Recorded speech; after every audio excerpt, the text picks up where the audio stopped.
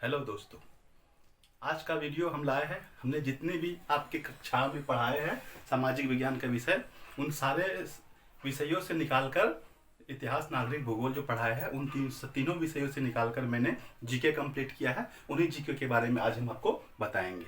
ठीक है दोस्तों, तो आप लोग अपना ध्यान रखिए और इस बुक इसको नोट करते जाइए। ये जीके जीएस जो है हमारा इंपॉर्टेंट जीके जीएस आपके बुक से निकाल के ही मैंने तैयार किया है। चलिए तो शुरू करते हैं दोस्तों।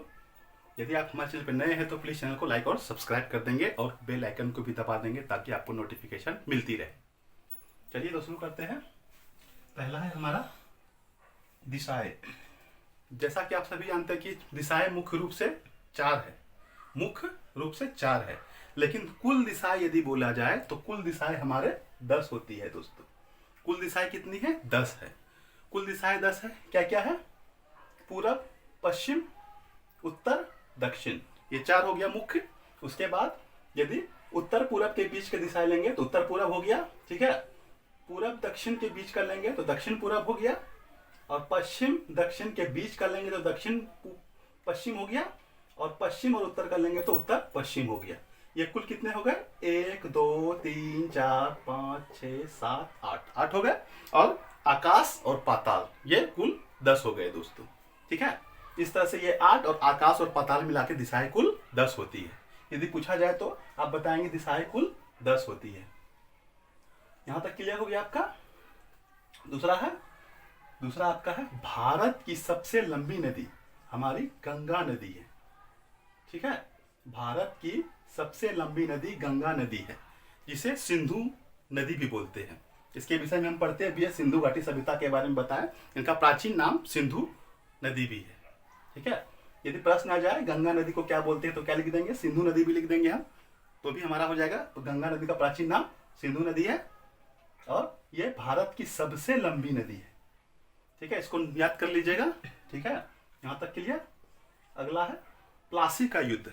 हमने आपको पढ़ाया था प्लासी का युद्ध जो है 23 जून 1757 ईस्वी में बंगाल के नवाब सिराजुद्दौला, ठीक है, एवं कंपनी के सेना, कंपनी मतलब ईस्ट इंडिया कंपनी, अंग्रेजों की कंपनी, ईस्ट इंडिया कंपनी के सेना के नेतृत्वकर्ता रॉबर्ट क्लाइव के बीच हुआ था।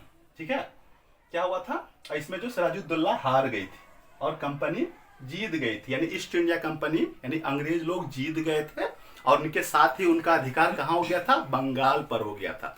हमने आपको पढ़ाया था आपके बुक में, उसी से निकाल के ये जीके आपका लाए हैं हम।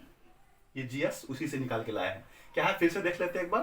प्लासी का युद्ध 23 जून 1757 ईस्वी में बंगाल के नवाब सिराजुद्दौला एवं कंपनी के सेना के नेतृत्वकर्ता जो रॉबर्ट क्लाइव था उनके बीच हुआ था। इसमें सिराजुद्दौला की हार हुई और ईस्ट इंडिया कंपनी की जीत हुई, और यहां से ही बंगाल में अंग्रेजों का शासन स्थापित हो गया और वो व्यापार करने लगे। ठीक है, यहां तक क्लियर आपका हो गया। ओके, आगे आते हैं गांधी जी के बारे में। ठीक है, आप सभी जानते हैं गांधी जी दक्षिण अफ्रीका गए थे, लेकिन वहां से लौटे कब? इसमें है आपका गांधी जी दक्षिण अफ्रीका से भारत 1915 ईस्वी में आए। ठीक है, गांधी जी दक्षिण अफ्रीका से भारत कब आए? गांधी जी दक्षिण अफ्रीका से 1915 ईस्वी में आए भारत में, और साबरमती आश्रम की स्थापना की उन्होंने। ठीक है, साबरमती आश्रम, ठीक है, की स्थापना 1916 ईस्वी में गुजरात के अहमदाबाद जिले में किया। ठीक है, ये भी मुख्य पूछा जाता है प्रश्न, आप इसको नोट कर लीजिएगा। फिर अगला है प्रथम विश्व युद्ध। ये बहुत इंपॉर्टेंट होता है। ठीक, हमने इसको जीके में भी आपका डाला है। इसे क्या है? प्रथम विश्व युद्ध कब हुआ था? आता है ना प्रश्न ऐसा, तो क्या लिखेंगे? प्रथम विश्व युद्ध 28 जुलाई 1914 ईस्वी से 11 नवंबर 1918 ईस्वी तक चला। ठीक है, कब चला? 28 जुलाई 1914 से 11 नवंबर 1918 ईस्वी तक चला। ये यूरोप में होने वाला एक विश्व स्तरीय युद्ध था। ठीक है, ये विश्व स्तर का युद्ध था दोस्तों। ठीक है, और इसमें जो है ना कुल 37 देशों ने भाग लिया था। कितने? 37 देशों ने भाग लिया था। बहुत बड़ा युद्ध था ये दोस्तों। तो प्रथम विश्व युद्ध में 37 देशों ने भाग लिया था, और ये कुल 4 वर्षों तक चला। काफी बड़ा युद्ध था। ठीक है, जो यूरोप में चला। यहां तक आपका क्लियर हो गया। अगला है कुतुब मीनार। ये भी बहुत इंपॉर्टेंट है, मैंने आपको क्लास 7 में पढ़ाया था इसके बारे में। क्या था ये? कुतुब मीनार क्या है? बहुत प्रश्न आता है ना, कुतुब मीनार क्या है, उसकी ऊंचाई क्या है, सारा चीज हम आपको बता देते हैं, इसमें पूरा डिटेल डाल देते हैं। क्लास 7 में हम इसको कंप्लीट किया था। तो क्या है कुतुब मीनार क्या है ना? तो कुतुब मीनार 5 मंजिली इमारत है। ठीक है, ये 5 मंजिली इमारत है, हमारे भारत में ही है, यह दिल्ली के शहर में स्थित है। कहाँ है? दिल्ली शहर में स्थित है। यह ईंट से बनी, गौर से सुनिएगा, यह ईंट से बनी विश्व की सबसे ऊंची मीनार है। क्या है? विश्व की सबसे ऊंची मीनार है। इसकी ऊंचाई 72.5 मीटर यानी 237.86 फीट ऊंचा है ये। ठीक है, ये ईंट की बनी विश्व की सबसे ऊंची मीनार है। ठीक है, अब समझ लेंगे किसको बनाया किसने था, कैसे कैसे बना, वो भी हम आपको अगला पॉइंट में इसका जानकारी दे रहे हैं। ठीक है, नोट कर लीजिएगा, यहां तक क्लियर हो गया। अगला पॉइंट में है कुतुब मीनार की पहली मंजिल का निर्माण जो है कुतुबुद्दीन ऐबक ने करवाया था। किसने करवाया था? कुतुबुद्दीन ऐबक ने करवाया था। कुतुब मीनार की पहली मंजिल का निर्माण कुतुबुद्दीन ऐबक ने 1199 ईस्वी में करवाया था। ठीक है, तो ये पहली मंजिल हो गया। चूंकि ये 5 मंजिला था, सोच लीजिए, तो पहली मंजिला था, तो बाकी मंजिल का निर्माण देखते किसने करवाया था। फिर बाकी, क्योंकि इस निर्माण के बाद कुतुबुद्दीन ऐबक गुजर गए, मर गए। ठीक है, मृत्यु उनकी हो गई।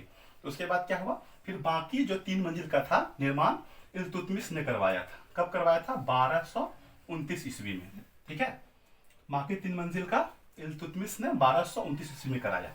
उसके बाद अंतिम बच गया, पहला हो गया, दूसरा हो गया, तीसरा हो गया, चौथा हो गया, अंतिम बचा। तो 5वीं और अंतिम जो था, है ना, 5वीं अंतिम ही हुआ, वो मंजिल का निर्माण फिरोज शाह तुगलक ने कब करवाया? 1386 ईस्वी में बनवाया था। ये बहुत इंपॉर्टेंट प्रश्न है।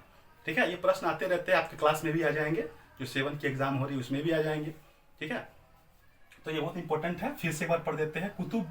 कुतुब मीनार की पहली मंजिल का निर्माण कुतुबुद्दीन ऐबक ने करवाया था और इनके नाम से ही कुतुब मीनार का नाम आया। तो चूंकि इन्होंने शुरुआत की थी, तो कुतुबुद्दीन ऐबक के नाम से ही कुतुब मीनार का नाम आया। ठीक है, इसी के नाम पे कुतुब मीनार का नाम पड़ा। 1199 ईस्वी में करवाया। फिर बाकी 3 मंजिल का निर्माण इल्तुतमिश ने 1229 ईस्वी में करवाया। ठीक है, 5वीं और अंतिम मंजिल का निर्माण फिरोज शाह तुगलक ने 1386 ईस्वी में करवाया। इस तरह ये तब जाके कंप्लीट हुआ और तब इसका यह विश्व की सबसे ऊंची, सोच लीजिए, विश्व की सबसे ऊंची ईंट की बनी मीनार का दर्जा इसे मिला। यहां तक क्लियर हो गया आपका दोस्तों। ठीक है, आगे देखते हैं। आगे है विश्व का सबसे बड़ा, यदि सबसे बड़ा रेगिस्तान पूछ दिया जाए या सबसे बड़ा गर्म रेगिस्तान, तो क्या होगा? वो आपका होगा सहारा का रेगिस्तान। ठीक है, विश्व का सबसे बड़ा गर्म रेगिस्तान या सबसे बड़ा रेगिस्तान सहारा का रेगिस्तान है और यह अफ्रीका में स्थित है। कहाँ है ये? अफ्रीका में है। यहाँ तक क्लियर। अगला है विश्व की सबसे लंबी नदी। यदि विश्व की सबसे लंबी नदी, भारत की तो सबसे लंबी नदी गंगा नदी है, जिसको सिंधु नदी भी कहते हैं, लेकिन यदि विश्व की सबसे लंबी नदी पूछ दिया जाए, ठीक है, तो क्या आप लिखिएगा? विश्व की सबसे लंबी नदी नील नदी को कहते हैं हम। जो कहते हैं नील नदी को, जो अफ्रीका से होकर गुजरती है। कहाँ से? अफ्रीका से होकर गुजरती है। यहाँ तक क्लियर हो गया। आगे देखते हैं। अगला प्रश्न देखने से पहले हम बोल देते हैं, यदि आप हमारे चैनल पर नए हैं तो प्लीज़ हमारे चैनल को लाइक और सब्सक्राइब करेंगे दोस्तों, और बेल आइकन को भी दबा देंगे ताकि आपको नोटिफिकेशन मिलती रहे। ठीक है दोस्तों, यहाँ तक क्लियर आपका हो गया है। आगे देख लेते हैं द्वितीय विश्व युद्ध। द्वितीय विश्व युद्ध यूरोप में, ठीक है दोस्तों, द्वितीय विश्व युद्ध यूरोप में 1939 से 1945 तक हुआ। तो यहाँ पे मैंने डेट देना भूल गया है।